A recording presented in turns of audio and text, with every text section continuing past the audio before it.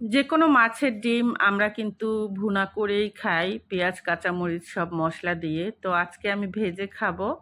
রেসিপিটা কিন্তু খুবই টেস্ট ছিল।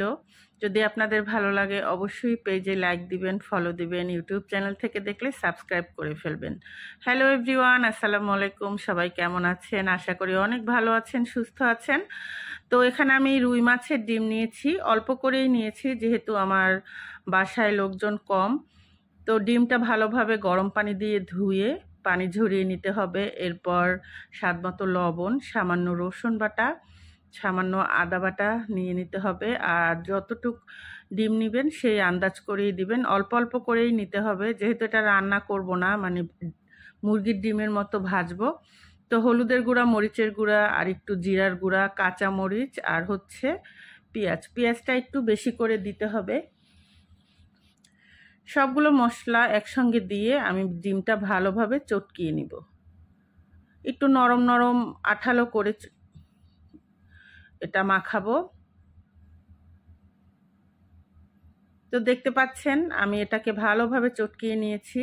আর আমি যেভাবে একটু নরম করে করেছি ঠিক ওইভাবেই করে নিতে হবে। এরপর চুলাতে প্যান বসিয়ে রান্নার তেলটা গরম করে নিয়েছি। তো যখন গরম হবে তখন আমি ডিমটা এর মধ্যে দিয়ে দিব। ঠিক মুরগির ডিমটা যেভাবে ভেজে নেই ওইভাবেই ভেজে নিতে হবে। তো প্রথমটা আমি একটু বড় করে দিয়েছি, দ্বিতীয়টা আমি একটু ছোট করে ভাজবো।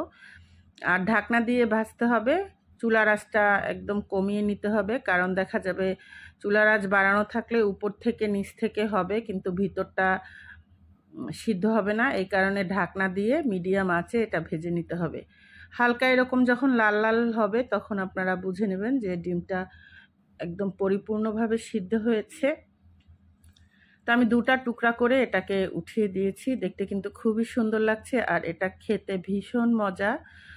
এটা আপনারা গরম গরম ভাত, পোলাও সব কিছুর সাথেই খেতে পারেন। আর বিকেলের নাস্তা হিসেবেও খেতে পারেন।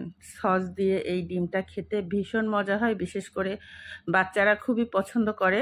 আর যারা ডিম পছন্দ করেন না, মাছের ডিম বা যে বাচ্চারা খেতে চায় না, তাদেরকে কিন্তু এভাবে ভেজে দিতে পারেন সস দিয়ে, ওরা খুবই মজা করে খাবে। আমার ঘরে তো আমার ছেলে মেয়ে ডিম খায় না, মাছের ডিমটা এভাবে ভেজে দিলে ওরা সস দিয়ে খায়, খুবই মজা করে খায়।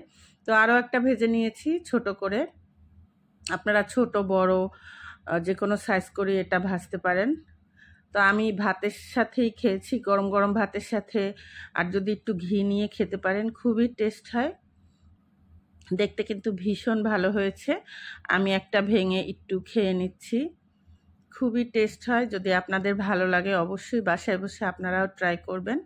তো আজকের মতো এখানেই বিদায় নিচ্ছি। সবাই অনেক ভালো থাকবেন, সুস্থ থাকবেন। আল্লাহ হাফেজ।